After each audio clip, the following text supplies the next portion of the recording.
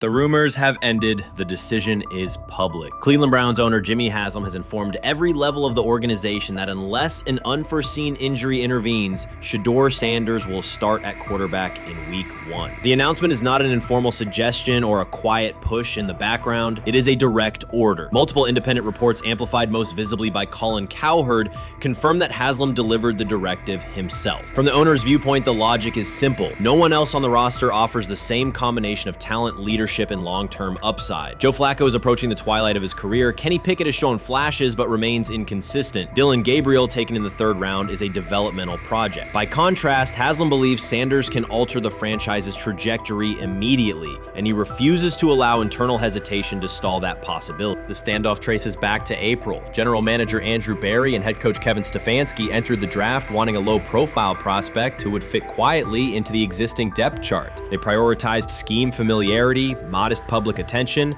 and a clear developmental timeline. When the board lined up, they reached for Gabriel in round 3, reasoning that an early investment would justify keeping a rookie on ice behind the veterans. But Sanders continued to slide, first through day 2, then deep into round 5. Haslam watched the names come off the board, convinced the league's bias against Deion Sanders' outspoken son was obscuring legitimate first-round talent. When Cleveland's 5th-round pick arrived and Sanders was still available, Haslam intervened. He did more than approve the choice, he overrode the original plan, making it clear that the organization would select Sanders and give him every chance to compete. From that moment on, the Browns' internal narrative splintered into 2 camps, those ready to accelerate around their owner's vision and those still trying to protect their original approach. Once rookie minicamp began, Sanders erased much of the speculation. He commanded huddles, processed coverages quickly, and delivered throws with anticipation that belied his draft slot. Teammates noted his willingness to accept blame for missed timing, then correct the error without dramatics. While Flacco and Pickett split most first-team reps, Sanders treated limited opportunities as full-speed auditions. During organized team activities, he identified blitz looks, redirected protections, and consistently found his second read when the primary route was covered. More than one defensive veteran told local reporters that Sanders looks like the best arm in the building. That assessment forced Berry and Stefanski to reevaluate their timetable. They could no longer label Sanders a long-term project without contradicting on-field evidence. Drafting Gabriel 2 rounds earlier had provided the staff an excuse to slow roll Sanders' ascent. Coaches could point to investment cost, meeting room familiarity, and installation comfort to justify Gabriel's snap share. Yet each practice rep in which Sanders outperformed the 3rd rounder weakened that shield. Behind closed doors, position coaches began requesting more Sanders film for cut-ups, and offensive assistants quietly shifted meeting questions toward concepts the rookie already executed well. By mid-June, Berry himself started describing Sanders not as a developmental asset, but as a competitive option. Those subtle linguistic changes signal the front office's recognition that the narrative had moved beyond their control. Haslam's history with quarterbacks is well documented. His pushes for Johnny Manziel, Baker Mayfield, and Deshaun Watson were high-visibility swings, each driven in part by a desire to generate excitement as well as wins. Critics highlight those choices to question his evaluation track record, yet Haslam perceives Sanders differently. Where Manziel carried off-field concerns, Sanders brings a reputation for professionalism. Where Mayfield's leadership style divided veterans, Sanders' approach has united receivers and linemen. Where Watson's trade involved unprecedented controversy, Sanders arrived at minimal draft cost. Haslam sees a rare chance to capture star potential without mortgaging the future, and he is unwilling to cede that upside to cautious pacing. Cleveland's supporters, weary of revolving door quarterbacks, have rallied around Sanders with unexpected speed. Sales of customized Sanders number 2 jerseys surged within days of rookie minicamp. Training camp ticket requests spiked once local media circulated videos of Sanders making NFL-caliber anticipation throws during 7-on-7 periods. The mood in Northeast Ohio has changed from tentative hope to active belief. Longtime season ticket holders who once shrugged at preseason storylines now debate Sanders' footwork at neighborhood barbecues. Social media engagement for Browns content has climbed, driven by highlight compilations of the rookie threading seam passes between linebackers and safeties. All of this places Kevin Stefanski in a fragile position. If he opens week 1 with a veteran starter and the offense sputters, criticism will be swift. Each stalled drive will will be interpreted as evidence that he ignored the owner's edict and the fan base's intuition. Conversely, if he names Sanders the starter solely under pressure, any early struggles could be framed as proof that Sanders was rushed, further exposing Stefanski to blame. The only sustainable solution is conviction. Either stand behind a veteran with clear strategic reasoning or embrace Sanders fully and structure the offense around his strengths. Splitting the difference, rotating series, delaying first-team reps, or using vague competition language will satisfy no one and likely jeopardize locker room clarity. Sanders' personal approach has reinforced Haslam's confidence. Instead of taking post-draft downtime, he traveled to Texas to train in full Browns gear at facilities near his father's home. The leaked clip of Sanders executing footwork drills in helmet and pads wasn't a marketing ploy. It was a glimpse into a quarterback visualizing Week 1 live. Team personnel who viewed the footage recognized purposeful rehearsal, cadence calls, pocket movement against simulated pressure, and follow-through adjustments based on imagined rush lanes. Observers asked why a rookie would conduct such intense solo sessions in May. The answer is straightforward. Sanders does not view himself as a developmental pick. He considers himself the starting quarterback of the Cleveland Browns and prepares accordingly.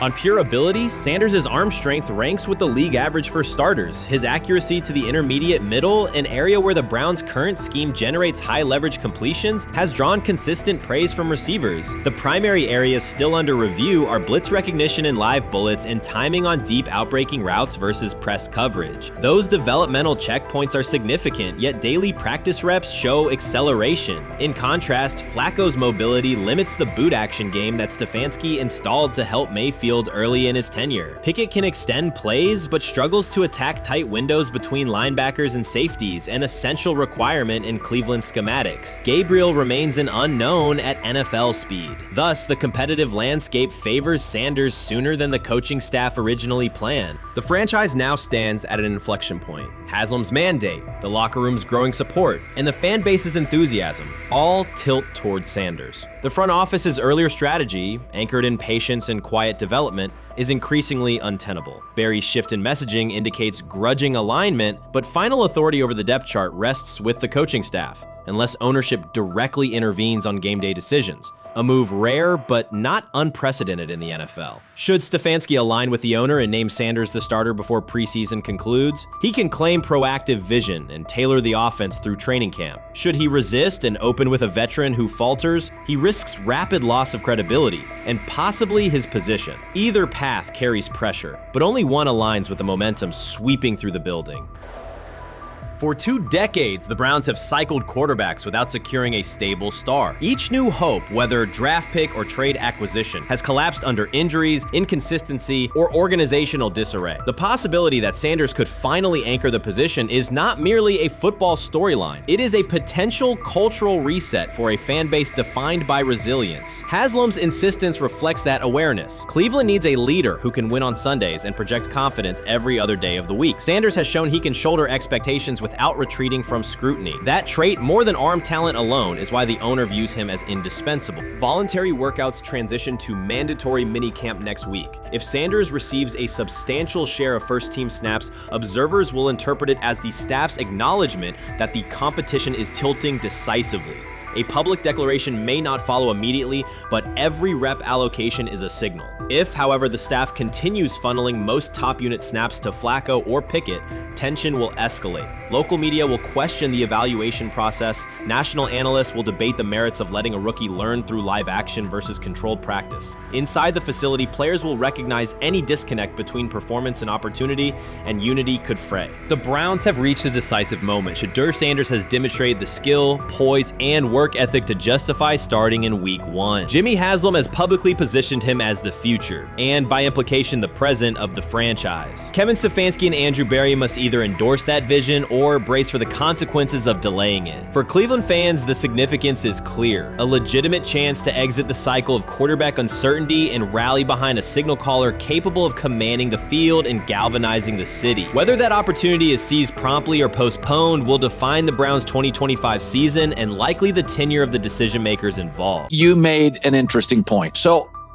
I tend to have the drip, drip, drip. This was my Johnny Manziel theory, is that everybody makes mistakes, especially when you're young. But if I see 2, 3, 4, 5, then you've got a plumbing issue. It's not just you didn't close the faucet.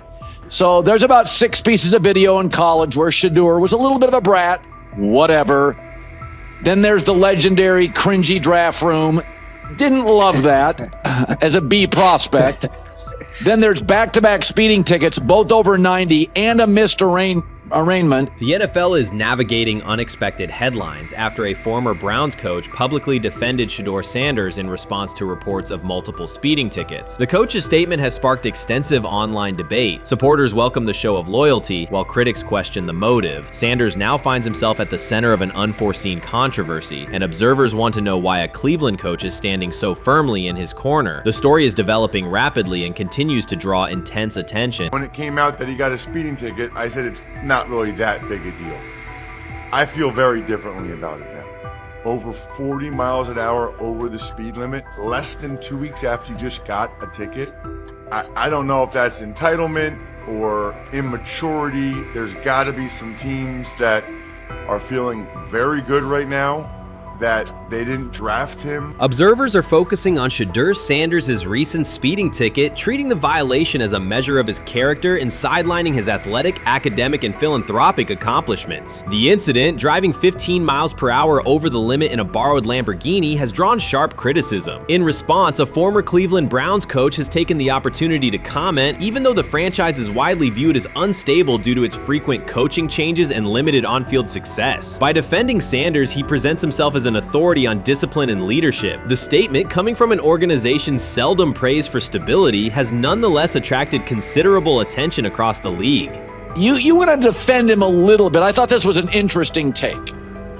Yeah, I thought it was really interesting that you said you were out because of the speeding tickets. To me, that's such a minor thing. You were so high on him in terms of his completion percentage in OTAs, and I thought that was a little aggressive on your part. But with the speeding tickets, I got a speeding ticket the first night of the draft, my first year there. I thought maybe I'd get the benefit of the doubt, but they gave it to me anyways. As soon as the former Browns coach defended Shedeur Sanders, social media erupted with commentary, resembling the volume of draft night coverage. Posts and opinions appeared within minutes, and criticism escalated rapidly. Detractors amplified Sanders' minor speeding violation, while supporters argued that such reactions were disproportionate to a single traffic citation. Shedeur Sanders received 2 speeding citations, and the minor traffic issue quickly drew national attention. Before considering the former Browns coach's response, it is useful to clarify the facts. Sanders, son of Pro Football Hall of Famer Deion Sanders and a current college quarterback, was twice ticketed for exceeding the limit while driving a high-performance vehicle. Commentary on social media escalated rapidly, with critics framing the incident as a significant character concern, even as the league has historically tolerated far more serious legal transgressions. Stepping into the debate, a former Cleveland Browns coach, best known for a tenure filled with losses and contested decisions, issued a strong public defense. He argued that 2 speeding tickets should not define Sanders' reputation or overshadow his on-field talent and community work, urging a balanced assessment of the player's actions. I don't love it from a 5th-round draft pick. I don't love that it happened multiple times, but I do think that this is the first time he's been away from his dad, and there's gonna be some growing pains now.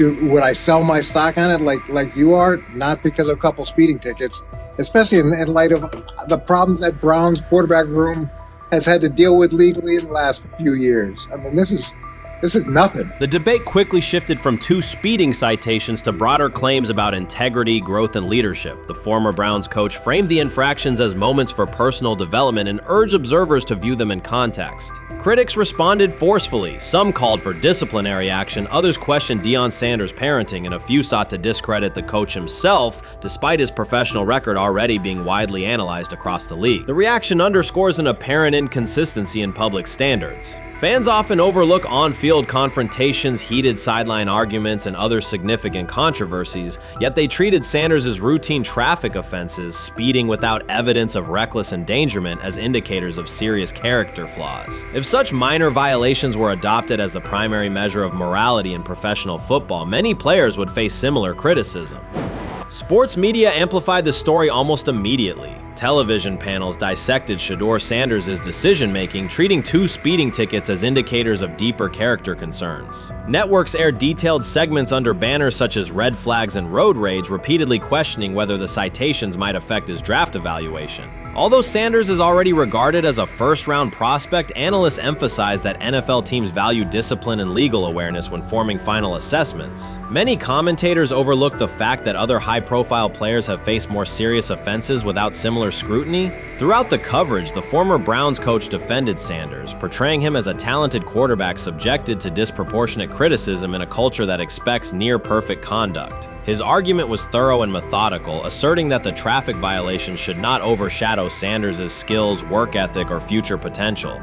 Commentators point out that the coach's intervention was not entirely selfless. He recognized the publicity potential. One day he was an overlooked figure from a struggling Browns era, the next he was a trending name across sports media. The discussion quickly expanded beyond Sanders' speeding citations to questions of image management and narrative control. Critics demanded disciplinary measures, public apologies, team sanctions, and formal statements, yet their objections seemed directed less at the traffic infractions themselves and more at Sanders' high profile, confidence, and resistance to traditional expectations. In practical terms, Sanders' brand remains intact. The coach secures renewed relevance, and the episode supplies another headline in the ongoing story of modern football. The next time Sanders is seen in a high-performance car, the debate will likely reignite, focused not on speed limits, but on the broader culture of the league. Meanwhile, new voices continue to join the conversation. Broadcaster Colin Cowherd has already weighed in, offering his own reassessment of the incident and its broader implications. Breaking news, Shedeur Sanders last night was pulled over going 100 miles per hour. All right, he clocked 101, 41 miles an hour over the speed limit in Cleveland. He will have the opportunity to fight the ticket in court. Now, I'm not exactly sure where he was pulled over, whether or not that it was in Ohio or whether or not that it was in his home state. But typically when you're going 40 over, that's flirting with the line of reckless driving. Folks, I gotta tell you, I don't understand what it is with these young men driving at absurd speed. Colin Cowherd's view of Shedeur Sanders shifted abruptly. Days after praising the quarterback's poise and skill, he appeared on air to declare that Sanders is overhyped, unfocused, and distracted by celebrity. The reversal was immediate, without any gradual reconsideration. Cowherd now frames Sanders' 2 speeding tickets as evidence of poor judgment, even though he has defended other quarterbacks facing far more serious off-field issues. The sudden, wholesale withdrawal of support leaves viewers questioning the consistency of Cowherd's criteria and illustrates how quickly media narratives can change when minor incidents receive outsized attention. This is Okay. nothing. Okay. How much of this is, I mean, Jimmy Haslam has his hands all over Manziel, has his hands all over Deshaun Watson, admitted it, man enough to admit it. I saw the reaction in the draft room when they took Shedeur Sanders. Pretty obvious it wasn't the coach and the GM's pick. How much is this team has 8 last place finishes in 13 years owning it.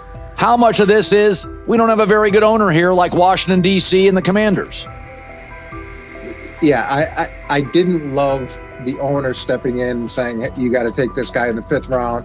And I doubt they'll ever admit to it. While Colin Cowherd urged teams to move on from Shedeur Sanders, former Browns coach Eric Mangini offered a more measured response. Mangini, whose tenure in Cleveland was marked by mixed results, used his platform to provide context rather than condemnation. Instead of sensationalizing the speeding violations, he encouraged viewers to consider Sanders' circumstances. A 21-year-old quarterback whose life is scrutinized both on and off the field. Mangini acknowledged that the tickets were mistakes, but emphasized that they do not by themselves define Sanders' character or future. He noted the extraordinary attention athletes receive today, combining the responsibilities of quarterback, public figure, and social media presence. Under such pressure, missteps are magnified, and criticism multiplies quickly. Mangini concluded that any evaluation of Sanders should weigh the totality of his behavior, performance, and growth, rather than isolate 2 traffic citations as decisive evidence of poor judgment.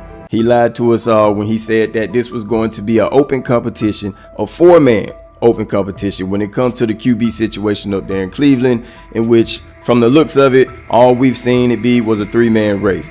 The only people that has been getting reps in with the first team or with the veterans are Joe Flacco, Kenny Pickett, and Dylan Gabriel.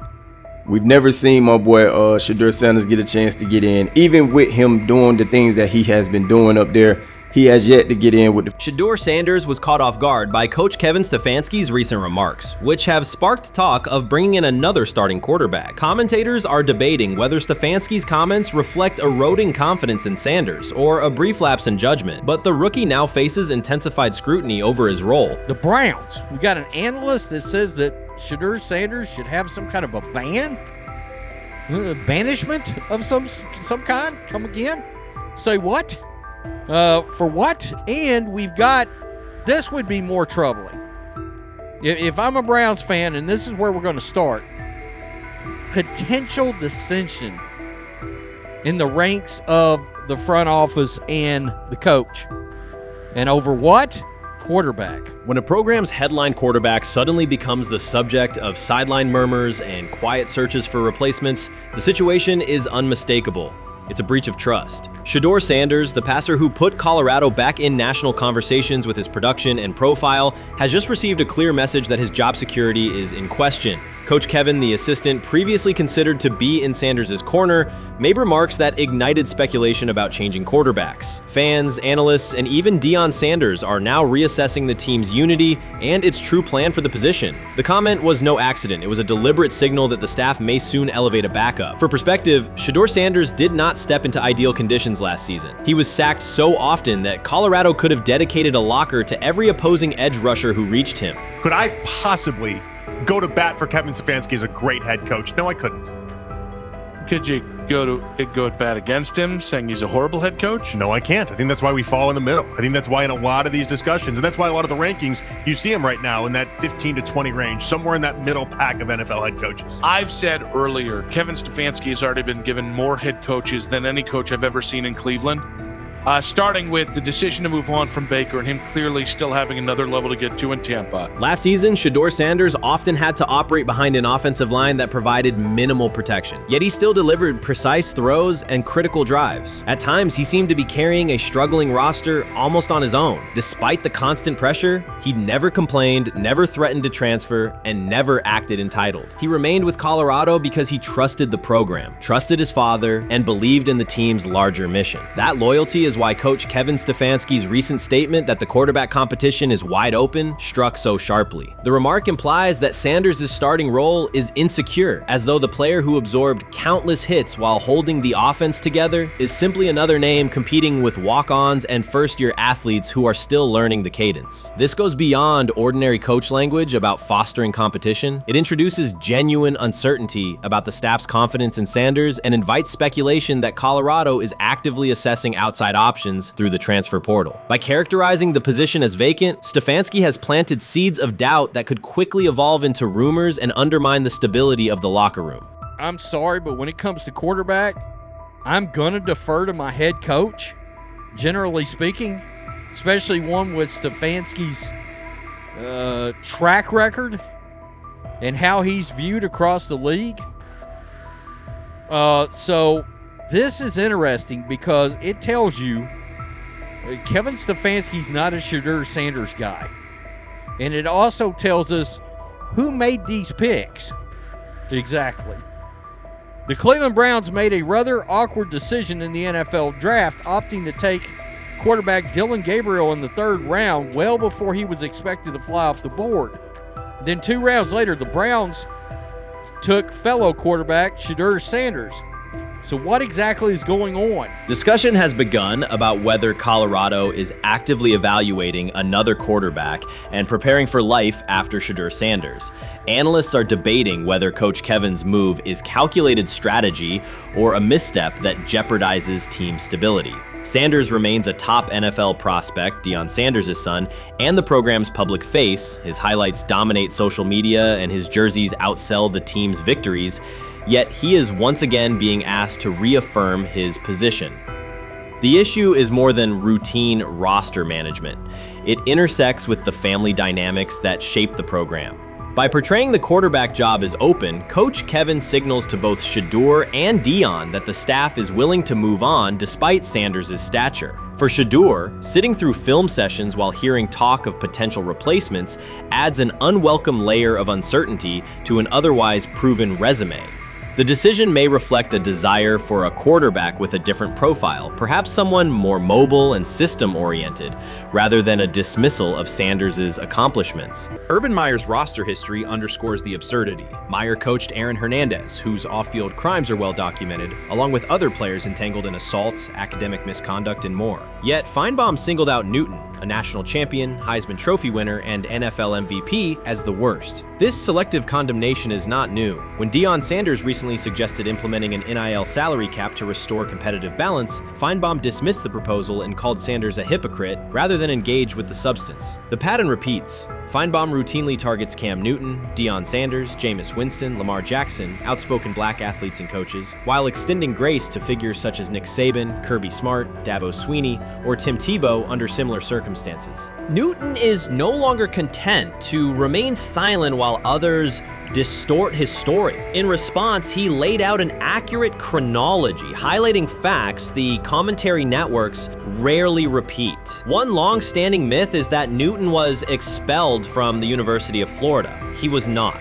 Tim Tebow held the starting job unchallenged, and Meyer had no intention of displacing his star. Like thousands of athletes each year, Newton transferred to find a place where he could play. The move was strategic, not disciplinary. He is with 3-2-2-5-3-17 to transfer to and Moorbeck. Meyer was. Critics habitually resurrect the 2008 laptop incident to tarnish Newton's entire career. Newton has acknowledged the mistake, but its relevance is overstated. The incident did not prompt his transfer, nor did it derail his trajectory. After leaving Florida, Newton enrolled at Blinn College, a Texas JUCO powerhouse, and led the Buccaneers to a national championship while posting dominant statistics. That performance earned him the opportunity to transfer to Auburn. At Auburn, Newton produced one of the most extraordinary single seasons in collegiate history. More than 4,000 yards of total offense, 50 combined touchdowns, an SEC title, a national championship, and the Heisman Trophy. Achievement compressed into a single year under intense scrutiny. Even that landmark season is recast by Feinbaum as a cautionary tale. He claims Newton ignored head coach Gene Chizik by diving for a goal line touchdown when told to kneel, jeopardizing the game. In reality, Newton explained that the decision was a collective adjustment made in the huddle after reading the defense. While Auburn still held timeouts, the Tigers maintained control and secured the championship. Portraying that moment as reckless serves to recast Newton's success as selfishness rather than leadership. Feinbaum's approach to Sanders reflects the same dynamic. When Sanders urged a structured NIL ceiling to protect athletes and stabilize rosters, Feinbaum immediately labeled him hypocritical. Yet when Saban or Swinney voice identical concerns, Feinbaum frames them as thoughtful guardians of the sport. The inconsistency reveals that the determining factor is not the argument but the identity of the speaker. Unapologetic black leaders who control their narratives, challenge entrenched hierarchies, and Feinbaum's commentary often functions as a check on that influence. Newton countered Feinbaum's latest attack with a concise statement. "You're lying, Paul. Please stop." Behind those words lay a broader indictment of the media machinery that weaponizes half-truths. By calling Newton the worst player Meyer coached, Feinbaum was seeding doubt among fans, front office evaluators, and future historians. Newton, now an established media presence and entrepreneur, no longer depends on traditional outlets to correct the record. He reminded audiences of three essential truths. He departed Florida on his own terms, he led Auburn with support from coaches and teammates, and he captured every major accolade available in college and professional football without conforming to prescribed expectations. An unspoken rule lingers in American sports discourse. Black athletes may excel, but must do so quietly, gratefully, and without highlighting systemic inequities. Newton broke that expectation early by celebrating with unreserved joy, answering questions candidly, and refusing to minimize his personality. For some commentators, that confidence is reinterpreted as arrogance. Feinbaum's repeated attempts to undermine Newton follow a familiar script of policing behavior rather than analyzing performance. Yet, legacy rests not in a pundit soundbite, but in tangible achievements and public memory. Newton's resume, Heisman winner, national champion, NFL MVP, speaks for itself. Millions of fans witnessed his impact on Saturdays and Sundays. Countless young quarterbacks saw someone who looked like them redefine the position's possibilities. The same is true for Sanders, whose player-first coaching philosophy and media savvy continue to influence college football's direction. Feinbaum's commentary cannot erase these realities. Newton, Sanders, Winston, Jackson, and others have already secured their places in football history. By publicly confronting misinformation, Newton set a precedent for athletes who now possess the platforms and technology to present their stories unfiltered. The microphone no longer belongs exclusively to legacy broadcasters. Newton holds it now, and he intends to keep it. A decisive shift that reduces the gatekeeper's influence and ensures that accomplishments are judged on merit rather than narrative manipulation. Shedeur Sanders did not treat day 4 of Brown's training camp as anything other than work. He completed 8 of 11 passes with 3 touchdowns, operating with control and accuracy throughout the red zone periods. The throws were varied, a well-placed ball to rookie Luke Floria that led him across the goal line in stride, a firm throw to Cade McDonald over middle after a quick read, and a tight window completion to Deontay Johnson at the back of the end zone with 2 defenders closing. The sequence showed timing, poise, and placement under pressure. While national attention centered on Joe Flacco's underneath completions and Kenny Pickett's option and rollout periods, Sanders produced scoring plays on schedule. The performance was not the product of broken coverages or end-of-period reps. It came within structured work, with defenders in position and the offense executing standard progressions. The accuracy rate, 8 completions on 11 attempts, reflected consistent mechanics and decisions. The operation was steady from huddle to snap to finish. Despite that session, the distribution of first-team snaps did not change. Camp logs indicated that Pickett and Dillon Gabriel continued rotating with the starters, while Sanders remained primarily with the second unit. With the first preseason game approaching, that choice drew more attention from observers who expected productive days to be followed by expanded opportunities. The question surfaced again: what additional evidence is required to evaluate Sanders with the top group? The 3 touchdowns illustrated different aspects of his profile. On the throw to Floria, Sanders used a measured trajectory to lead the receiver away from contact and into the end zone. On the ball to Johnson, he identified leverage, held the safety with his shoulders, and delivered to a precise spot at the back line. On the throw to McDonald, he eliminated the first read, reset, and drove the ball into the window before the hook defender could squeeze it. Each score reflected a particular tool: anticipation, manipulation, and velocity within standard timing.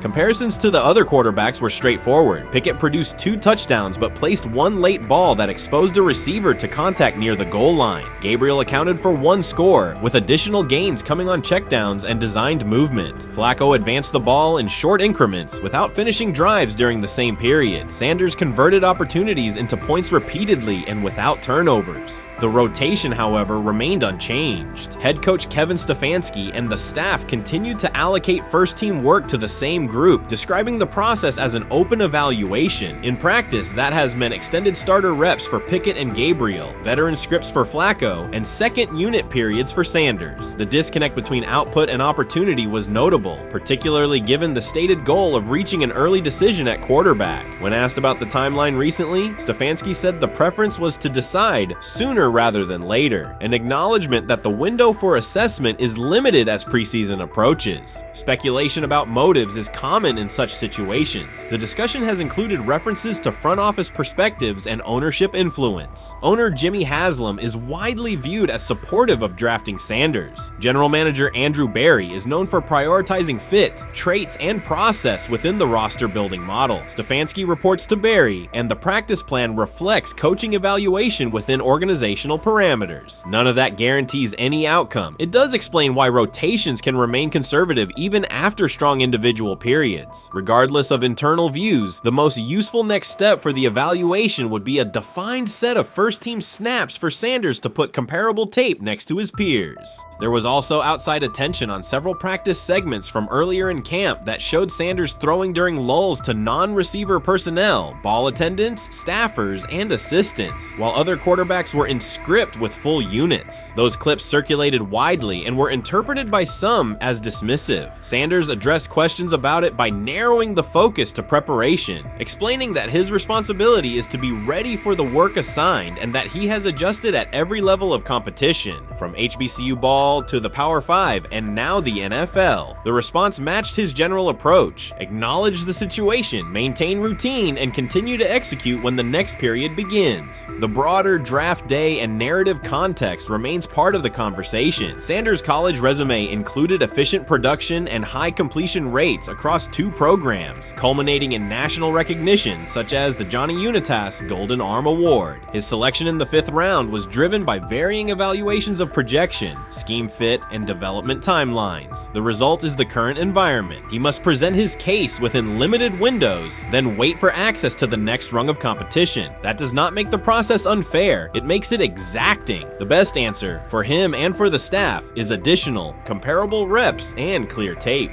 Fan reaction after day 4 was direct. Social accounts and comment threads filled with assessments that centered on performance rather than reputation. Sanders produced 3 touchdowns, avoided negative plays, and showed command in the red zone. Supporters pointed to that tape and asked for opportunities with the starters to verify whether the same rhythm carries over with the top receivers and linemen. The message was not about headlines. It was about the logic of evaluation in a compressed calendar. From an operational standpoint, Sanders' day reflected consistent fundamentals. His base was disciplined, his eyes matched his feet, and his timing aligned with route depths. On the Johnson score, he used a subtle shoulder turn to hold the safety before resetting and throwing to the back line. On the McDonald throw, the ball was out on the second hitch, arriving before the defenders could converge. On the Floria play, the arc and placement minimized the hit risk and maximized the run-through. Those are portable traits. They translate across units if the timing with receivers is established through reps. The staff's balancing act is real. They must prepare the presumed week 1 starter with sufficient continuity while also giving developmental players enough exposure to judge ceiling and floor. That tension is present in every camp. The cleanest path through it is to carve out defined first-team sequences for each competitor and evaluate the tape against comparable defenses and situations. High red zone, low red zone, 3rd and medium, and 2-minute. Sanders' performance on day 4 strengthened the case for such an allocation. Context matters off the field as well. Earlier in the offseason, 2 speeding citations, 91 miles per hour in Brunswick and 101 miles per hour in Strongsville, prompted public comment from Barry, who emphasized standards and safety. Sanders accepted responsibility, stated that he learned from the incidents and moved on. In camp, he has kept the focus on football tasks, install retention, cadence management, protection IDs, and post-practice review. He has also continued to build rapport across position groups, including veteran receivers and defensive backs, so that timing and expectations are clear when reps arrive.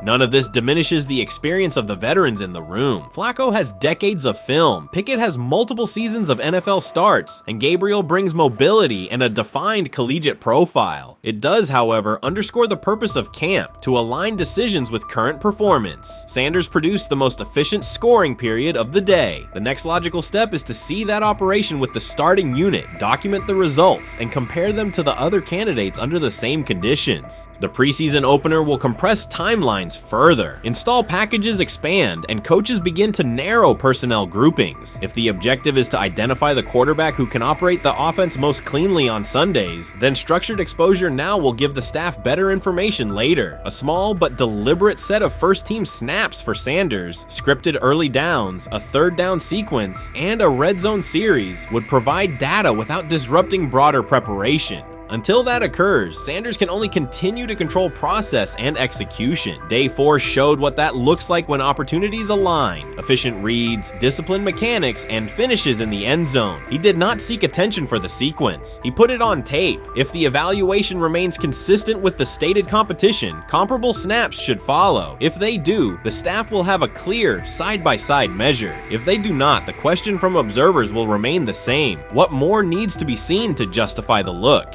For now, the record from day 4 is clear. 8 completions on 11 attempts, 3 touchdowns, no turnovers, red zone precision, consistent control at the line and in the pocket. Those are tangible outputs. They merit a defined opportunity with the starters as the team moves toward preseason and the decision that follows. Whether or not that opportunity arrives immediately, Sanders has shown the preparation and execution necessary to be evaluated on equal footing. The next step is a matter of allocation, not speculation. We've got news. Got news. About my Cleveland Browns. We've got an oblique problem. Obliques are big deals, especially when it's your quarterback. Now, he might be 4th on the depth chart, but he was number 1 in the preseason game last week, and he did a great job. 138 yards, 2 touchdowns. Shedeur Sanders has an oblique injury. That is not good. I do not like this. I hate this because I want to see more reps for Shedeur Sanders. Shedeur Sanders, a projected breakout this season, has been sidelined unexpectedly. The Browns coaching staff confirmed an oblique injury significant enough to keep him out of all activity. No reps, no drills, no warm-ups. Concerns are rising about how this may affect his momentum and force adjustments to the team's plan. The focus now is his recovery timeline, the impact on his development, and the next steps for the quarterback depth chart. Browns rookie quarterback Shedeur Sanders injured his oblique during practice today, putting his status in doubt for Saturday's preseason game against the Eagles. He's the latest quarterback on Cleveland's roster who has dealt with a health issue, joining fellow rookie Dillon Gabriel and Kenny Pickett. Sanders, who is trying to fight his way up the Browns depth chart, started the preseason opener last week and threw 2 practice. So how concerning is this for Shedeur as he is trying to, again, make his way up the depth chart, be QB2, potentially QB1 in the future? Dillon Gabriel taking Shedeur Sanders' QB1 spot after Sanders suffers an oblique injury is more than a roster change. It signals the staff is choosing urgency over efficiency. You do not replace a quarterback operating near a 70% completion rate with one coming off a 32% outing unless the decision is driven by desperation or poor evaluation. That is not strategy, it is avoidable loss of production. The impact on accuracy, timing, and drive sustainability is clear, and the difference is apparent to anyone watching. Well, here's what we know. I mean, after practice, Kevin Stefanski, the head coach of the Cleveland Browns, was not available to the media, but I did talk to him on the field as the players were coming off, and he told me that Shedeur Sanders complained of oblique soreness during the warm-ups this morning. Shedeur Sanders' absence isn't just a gap in the lineup, it's a setback for the entire offense. He thrives under pressure and makes throws others won't attempt. When he's healthy, every pass has intent, every drive has rhythm, and opposing defenses know they're in for a long day. Replace him with Dillon Gabriel and the defense senses an opening. Corners press tighter, safeties cheat down, and linebackers blitz more aggressively because they don't expect the same timing, velocity, or accuracy. Yes. I mean, yeah, I'm a fan. I'm not even going to try to hide it. Rich gets You guys are fans. Like, you guys talk about Cleveland Browns quite a bit. Yeah, it's almost annoying to me. It aggravates people. Like, people don't like the fact that Rich talks a lot They about must love Shedeur. I'm here. But it's like, you know, you have a friend, and that friend's child is following in the family's footsteps. You want them to do well. I don't know why people have such an issue. I know Rich is supposed to be impartial, but it's kind of hard when you have that type of tie to it. But yeah, I'm rooting for Shedeur, man. And Dillon Gabriel's 32% completion rate isn't just poor, it's untenable at this level. A number that low needs no context. It means 2 misses for every completion. Weather, opponent, and play calls are secondary when efficiency is that limited. That output does not sustain drives or keep the full playbook viable, yet he is starting while Shedeur Sanders is sidelined. The contrast is clear. Sanders brings accuracy, timing, and command. Gabriel's recent performance reflects inconsistency and missed opportunities. Choosing Gabriel under these circumstances reduces offensive reliability and invites defensive pressure. It is a decision that sacrifices efficiency and field position. So it'll be interesting to see what happens with Dillon Gabriel, but to the Shedeur Sanders point, it is unfortunate because I thought he was gaining some momentum. I know the practice that they had before they left for Philly, Daniel Oyefusi reported that he actually took the most reps of all of the quarterbacks. And that was the first time that had happened. It was the first time that he had went ahead of Dillon Gabriel, practicing with the twos, etc. So like coming off that stout performance against the Carolina Panthers, he was gaining momentum. If this were a clean evaluation, there would be no debate. Shedeur Sanders is the clear choice. He's accurate, composed, and consistent with a track record of high-level production. Dillon Gabriel remains a question mark, and not the kind that stresses defense. He's the kind that makes coaches consider leaning on the run to limit risk and protect field position. The reality is that injuries create openings for players who haven't earned them. Gabriel has stepped into QB1 while Sanders is out, but that reflects circumstance, not superiority. We don't know the severity of this oblique injury and whether it will even keep him out of Saturday's game against the Eagles. As for moving up the depth chart, I'm the Browns preseason sideline reporter. I was there Friday night when he burst onto the stage and set the NFL world buzzing.